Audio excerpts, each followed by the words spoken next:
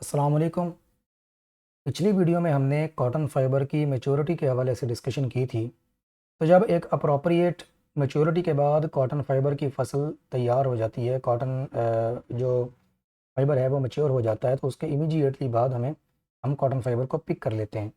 तो प्लांट से cotton fibre को पिक करने के जो तरीके राइज हैं उनमें दो तरीक़ों से की जा सकती है। एक हैंड पिकिंग या मैनुअल पिकिंग आप कह लें, कि जिसमें जो लेबर है या वर्कर है वो ख़ुद से जो कॉटन है प्लांट के ऊपर से कॉटन बॉल को पिक करती है वो, और पिक करने के बाद जो वर्कर है वो इस तरीके से कलेक्ट करते जाते हैं कॉटन को। हर वर्कर अपनी जो इकट्ठी करदा कॉटन है वो अलग-अलग रखता है, और जो वर्कर है जो या लेबर है उसको अपनी पिक हुई कॉटन के हिसाब से पेमेंट होती है।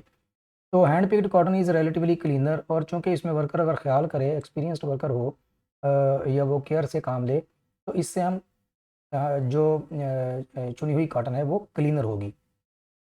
इसके बरक्स जो एडवांस्ड एग्रीकल्चरल कंट्रीज़ हैं या फिर जहाँ पे बड़े बड़े वसी पैमाने पे कॉटन काश्त होती है, उसमें चूँकि लेबर ये बहुत लेबर इंटेंसिव काम हो जाता है, तो फिर जितने भी एडवांस कंट्रीज़ हैं उसमें ये मैकेनिकल पिकर या मशीन पिकिंग होती है, जिसमें मुख्तलिफ़ तरह की मशीनें कॉटन को पिक करने के लिए इस्तेमाल हो सकती हैं। तो it can pick large amount of cotton per hour, तो इसकी जो प्रोडक्शन पर आवर है वो लेबर के मुकाबले में काफ़ी ज़्यादा होती है, लेबर इन्वॉल्व नहीं होती।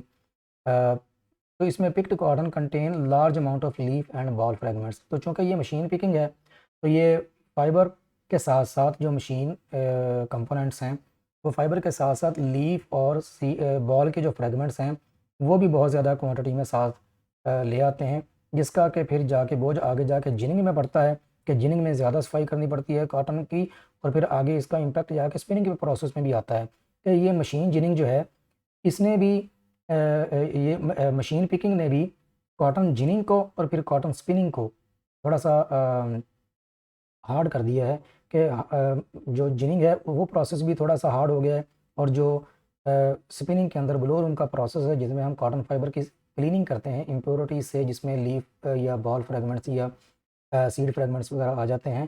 तो फिर स्पिनिंग के ब्लो रूम डिपार्टमेंट जो है उसके ऊपर या कार्ड के ऊपर इसका जो बर्डन है वो ज़्यादा हो जाता है। तो बहरहाल ये crushing of vegetable matter can stand the cotton fibre. तो इसमें जो वेजिटेबल मैटर्स हैं, जो लीफ वगैरह हैं या फिर सीड वगैरह हैं, वो अगर मशीन कंपोनेंट्स पिक करने वाले अगर उनको क्रश कर दें, तो उससे कॉटन का फाइबर वो स्टेन भी कर सकता है। फिर जो पिछली वीडियो में हमने डिस्कस किया कि इमेच्योर कॉटन बॉल्स जो हैं वो भी डैमेज हो सकते हैं।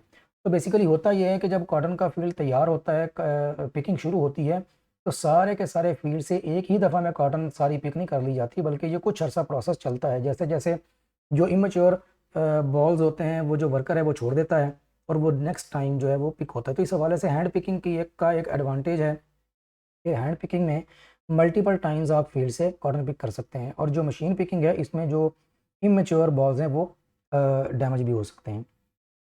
उसके बाद जब कॉटन पिक कर लेते हैं, तो पिकिंग के बाद कॉटन जो नेक्स्ट फैक्ट्री या नेक्स्ट जो प्रोसेस इसके ऊपर होता है वो जिनिंग का प्रोसेस है। तो चूँकि हमने ये डिस्कस किया था कि कॉटन फाइबर जो है वो सीड फाइबर है, यानी कि ये जो कॉटन के वाइट वाइट बॉल नज़र आ रहे हैं, इनके अंदर ये सीड के ऊपर ग्रो हुआ हुआ फाइबर है, इसके अंदर सीड भी है। तो पिकिंग के बाद इस सीड को फाइबर से जुदा किया जाना ज़रूरी है, ताकि हम फाइबर को इस्तेमाल कर सकें, सीड को अलग से इस्तेमाल कर सकें, उसके सीड का ऑयल निकाला जाता है। So, after picking, the cotton fibers have to be separated from the seeds by the process of ginning. Mechanically or machine picked cotton contains more vegetable matter. Additional cleaning equipment is installed before actual ginning. तो इसमें जो ginning है उसमें अगर तो machine picked cotton है, तो चूँकि उसमें इम्प्योरिटीज़ ज़्यादा शामिल होती हैं, वेजिटेबल मैटर ज़्यादा इम्प्योरिटी के तौर पे शामिल होता है, तो उसमें आजकल जो जिनिंग फैक्ट्री हैं उसमें पर्टिकुलरली क्लीनिंग के लिए एक्स्ट्रा मशीन्स भी लगानी पड़ती हैं। तो जिनिंग के अंदर फिर हमें लिंट और लिंटर मिलते हैं। तो लिंट और लिंटर क्या होता है कि जो फाइबर हम सीड से जुदा करते हैं, जो हमारे काम का फाइबर है, जो लॉन्गर फाइबर है, उस फाइबर को लिंट कहते हैं। Longer fibers remove from the seeds during ginning and send to bale press. और इस फाइबर को रिमूव करने के बाद हम बेल प्रेस की तरफ भेज देते हैं, जिससे कि फिर बेलें बनती हैं, और बेल बनने के बाद हम उसको आगे बेल बना के आगे स्पिनिंग मिल में भेज देते हैं, जैसा कि यहाँ पे ये बेल्स बनती हुई नज़र आ रही हैं। तो इसको हम लिंट कहते हैं। लॉन्गर फाइबर जो सीड से रिमूव होता है उसको लिंट कहते हैं। लिंटर्स ये कुछ smaller fibers that remain attached to the seed, जो सीड के साथ चिपके रहते हैं फाइबर, वो अलहदा नहीं होते, उसको हम लिंटर कहते हैं। और ये जो लिंटर है, ये जब सीड को ऑयल मिल में ऑयल निकालने के लिए भेजा जाता है तो वहाँ पे डी लिंटिंग मशीन्स इस लिंटर को जुदा कर लेती हैं, और ये भी इससे भी इसको भी ज़ाया नहीं किया जाता, इससे भी वैल्यू ली जाती है।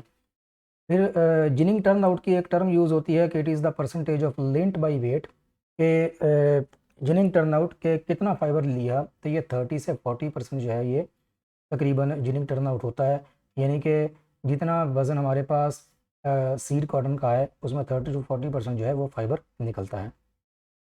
तो उसके बाद gin cut cotton, a ginned cotton in which some fibres are broken cut और twisted by saws of ginning machine, के मशीन जिनिंग मशीन में फाइबर को सीड से सेपरेट करते हुए अगर कोई फाइबर डैमेज हो जाते हैं, ब्रेक हो जाते हैं, तो उनको हम जिन कट कॉटन कहते हैं। It occurs when cotton is too wet, ये ज़्यादा तब होता है जब कॉटन वेट हो।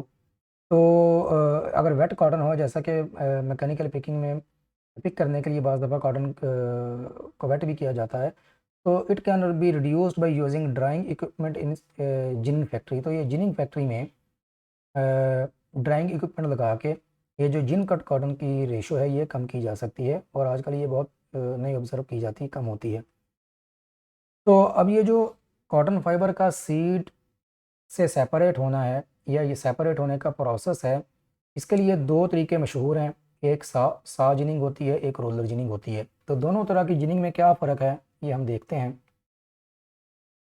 तो सबसे पहले सॉ जिनिंग के, सॉ जिनिंग जैसा कि इसके नाम से ज़ाहिर है कि फाइबर्स को सा लाइक जो टीथ होते हैं किसी रोलर के ऊपर, उनके ज़रिए से सेपरेट किया जा सकता है। जैसे कि ये एक रोलर कह लें या डिस्क कह लें, इस डिस्क के ऊपर सा टीथ हैं, यानी इसकी जो सरफस है वो जैसे सा से मुराद जैसे वो उर्दू में हम ये आरी यूज़ करते हैं, ये आरा, जिसके ऊपर लकड़ी को काटने के लिए सा लाइक टीथ बने होते हैं। तो वो जो टीथ बने होते हैं वो चूँकि तो उसको सा कहते हैं, तो उसी तरह के टीथ यहाँ पे इस डिस्क के ऊपर होते हैं, तो इसीलिए इस जिनिंग को सा जिनिंग का नाम दिया गया है। तो इसमें होता क्या है कि ये जो डिस्क्स हैं जिनके ऊपर के सा टीथ हैं, इनके ऊपर एक मैश लगी होती है। ये जो है ये मैश है, ये मैश सा टीथ को के ऊपर लगी होती है। इस मैश का और इसके सा टीथ जो है वो इसके अंदर ये चल रहे होते हैं। तो ये काम कैसे करती है, सीड कॉटन यहाँ से फीड की जाती है।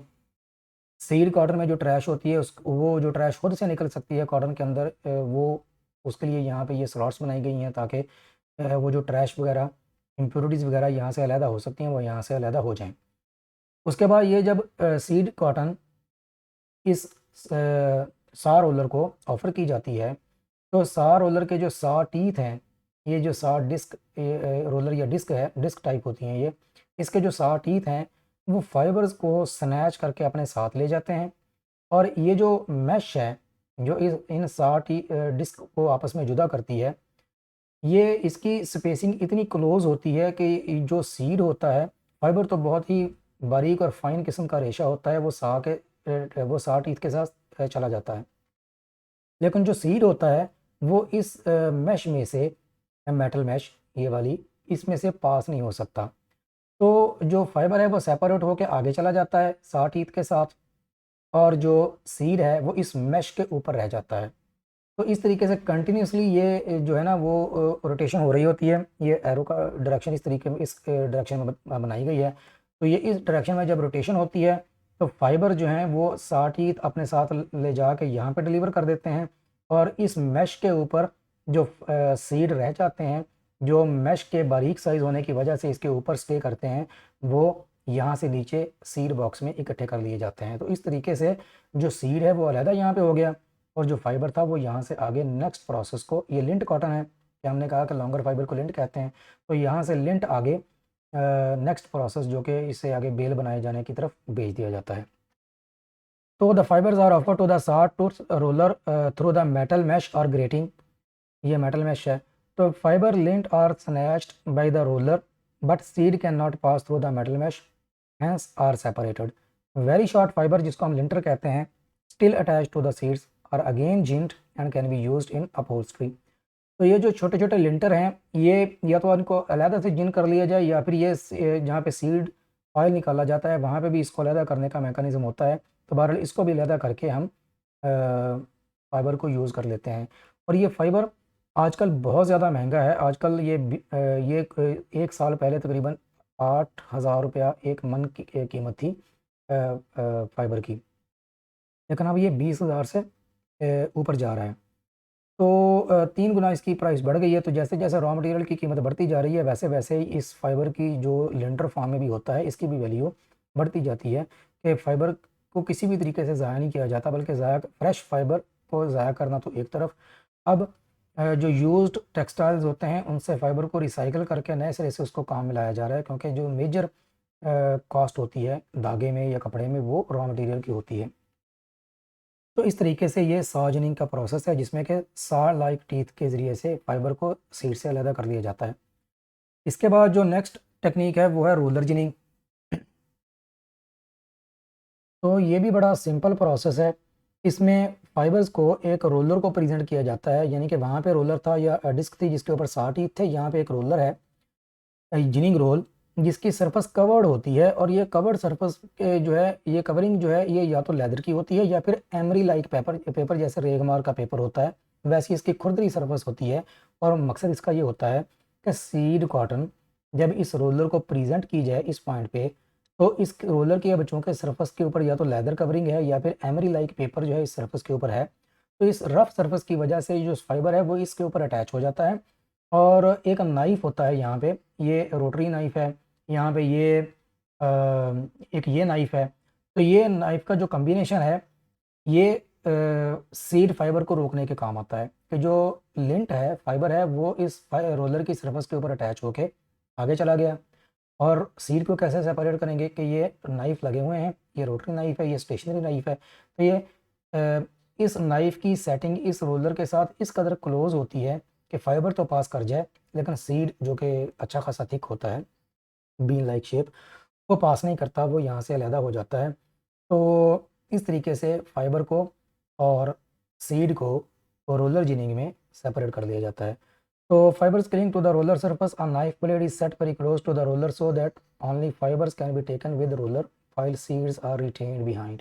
ये सीड पीछे रहते हैं और फाइबर आगे चले जाते हैं। तो यहाँ से फाइबर सेपरेट करने के बाद नेक्स्ट जो है वो जिनिंग फैक्ट्री के अंदर ये बेल प्रेस लगा होता है। इसके ऊपर ये बेलें बना ये बड़ी बड़ी बेल्स बना के इसको लॉर्ड्स की शक्ल में स्पिनिंग फैक्ट्री में शिप कर दिया जाता है। तो ये तो था कॉटन को पिक करना और पिक करने के बाद कॉटन के की जिनिंग का प्रोसेस जिसमें फ़ाइबर को सीड से अलग किया जाता है। इसके बाद हम कॉटन फाइबर का स्ट्रक्चर नेक्स्ट वीडियो में डिस्कस करेंगे।